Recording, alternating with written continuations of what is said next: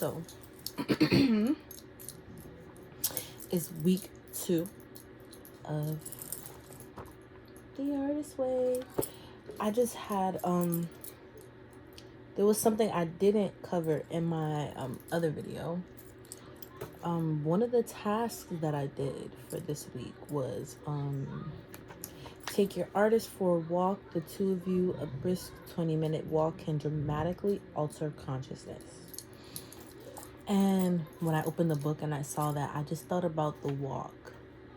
Honestly, if I'm being real, I got distracted by the end of it because my sister called me. But before she called me, something that stood out to me on that walk was like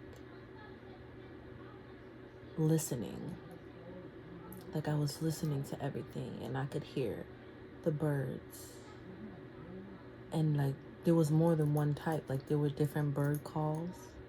And that was just so pleasant to like just experience.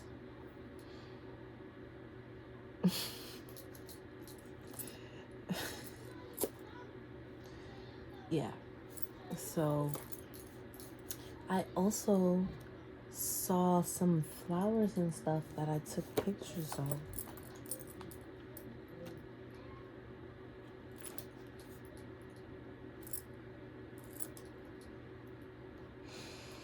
Hey, let's see if I can find my pictures.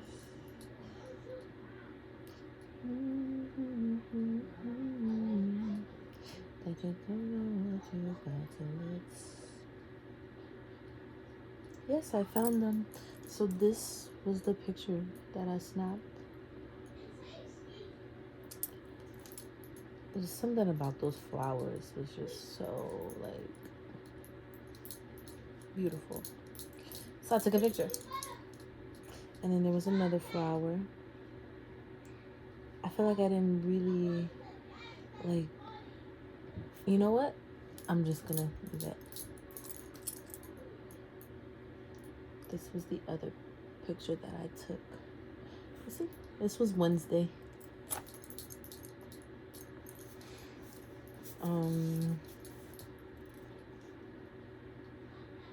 Something I had noticed, I was also noticing like the neighborhood I was in it was near my old job.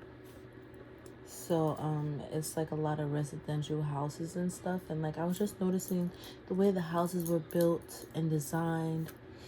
I saw this red door that had like stained glass as like you know those houses that have a door and then like it's like just a glass like thing right there, like, but the glass on it was stained glass. It was stained blue, different types of blue. It was really pretty. And then the door was like a really deep ruby red, I want to say.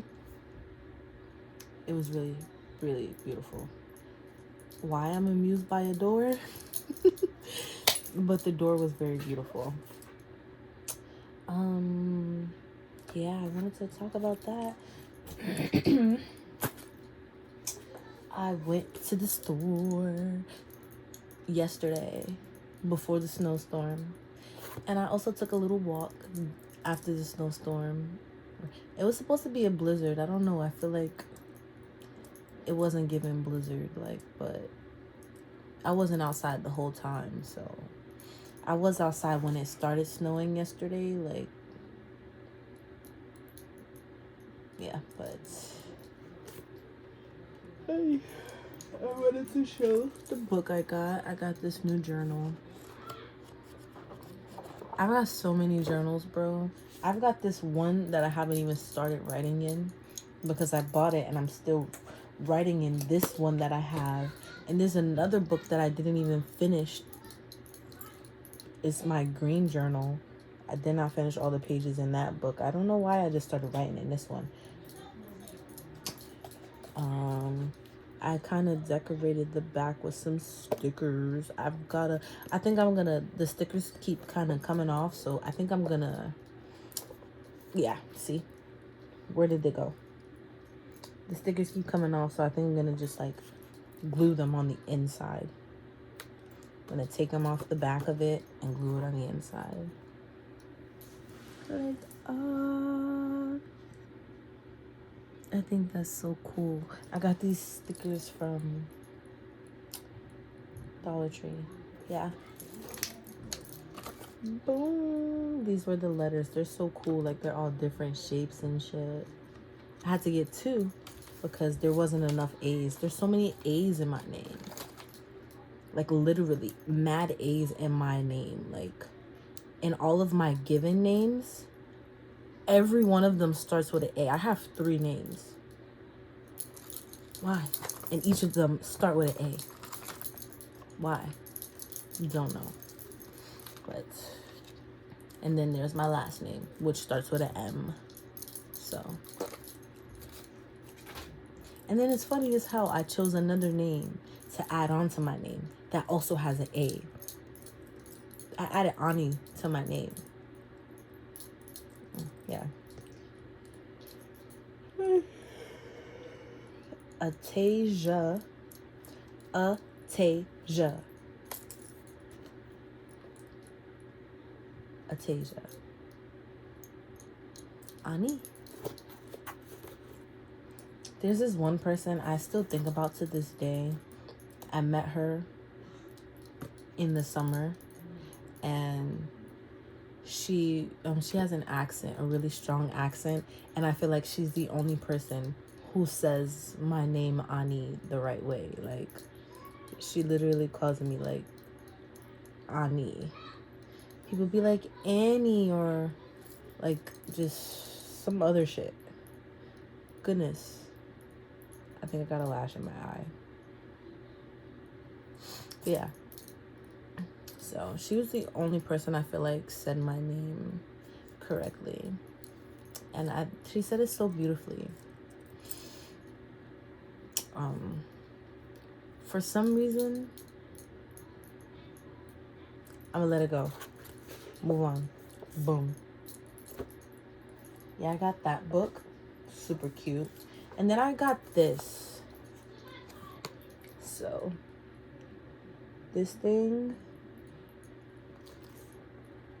intrigued me because shadow work is something, for one, I feel like this book is shadow work. OD. Like, it really has you like going back and remembering shit about people.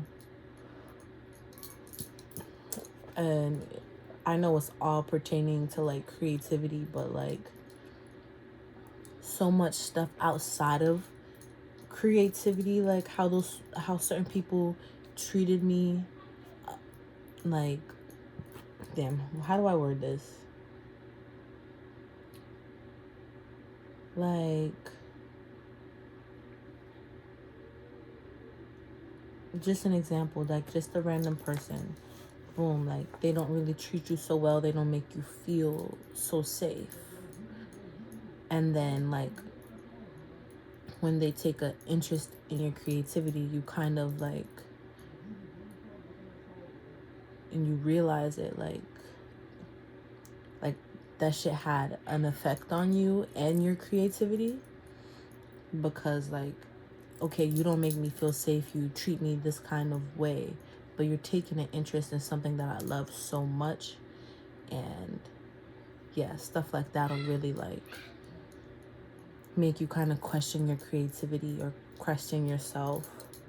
So like, again, I do believe like this shit is like the shadow work, because it'll really have you going back and remembering shit and people, even if, yeah, it's just a lot. It's a lot. And that's just from the first week. That is just from the first motherfucking week that this person, Julia Cameron, got me out here remembering people and things. But also, I appreciate the tasks. I do. I'm very grateful for it. Yeah. So I'm finally reading week 2 today. Yesterday was Sunday. I was gonna read it. I didn't. Don't know why. I think I just wasn't feeling up to it, and I just never got around to it. Didn't get around to it. Honestly, I didn't even think I would get around to it today. It's nighttime right now. It's nighttime right now, and like, oh goodness. But I'm taking a moment to actually read it because, yeah.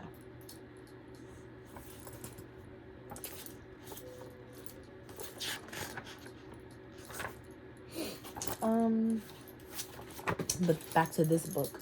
This book has like, it's literally like a whole map of this shit, like just shadow work, like just helping you map shit out. Like, it's really like,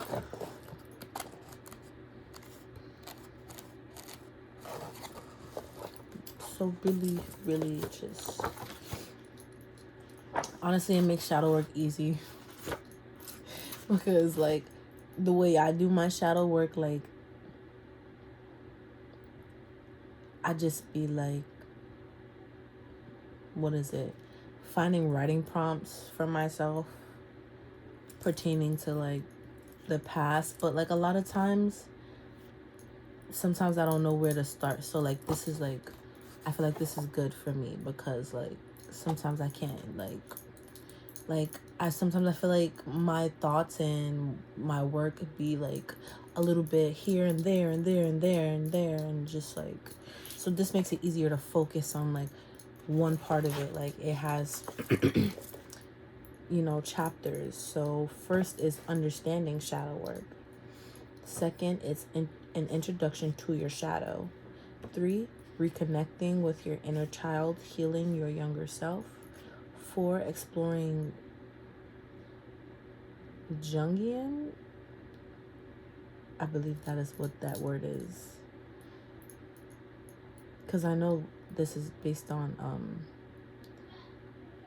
Carl.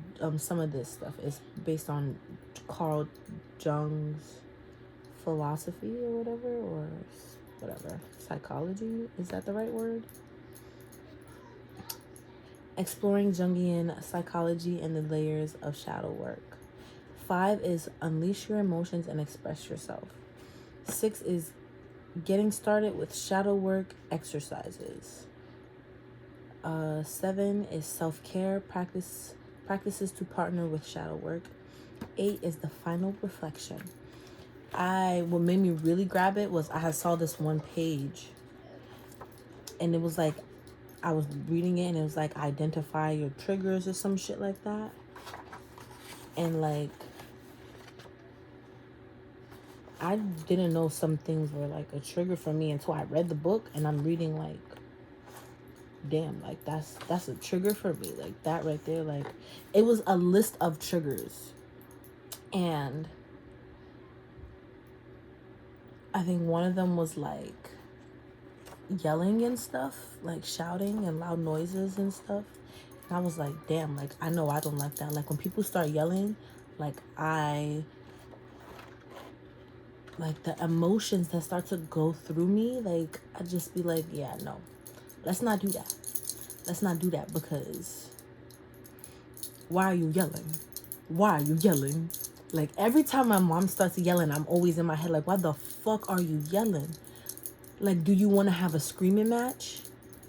And like the people she be yelling at be my younger siblings, and I'd be like, are you good, girl? Like, you do realize that you yelling at little kids, right? Like, do you want to yell at me and see where that goes? That'd be my thought process sometimes. But like, I just do my best to just keep my distance from her. And I do speak up and say something at times when I feel like I can, when I'm not like taken back to my own childhood, where I feel like, and even in those moments, sometimes I still feel like I'm going back to those moments where I'm the one who was just yelled at for something, and it like made me feel so hurt, like, I know everyone's experiences in life are different.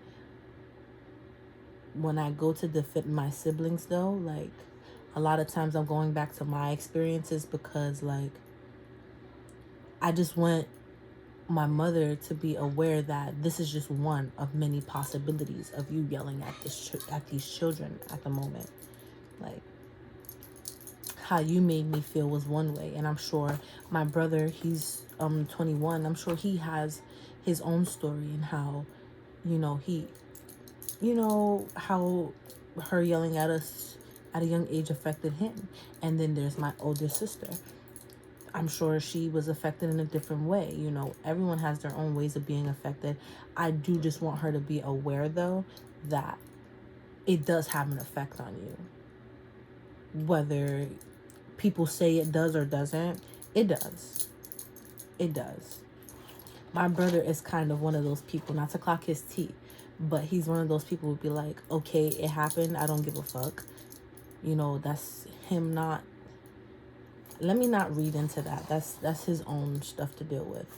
But how her yelling makes me feel, like, goodness. That shit be like, bitch. Like, bitch. Are you good? But yeah. I don't know if any of that makes sense. I hope it does. I hope it does. I'm going to start reading now. I'm going to start reading this chapter because, yeah, I don't want the end of the week to show up and be here and then be like, damn, girl, you ain't even read that shit. Like, so I'm going to read it. I'm going to read it right now. Love you. Laters.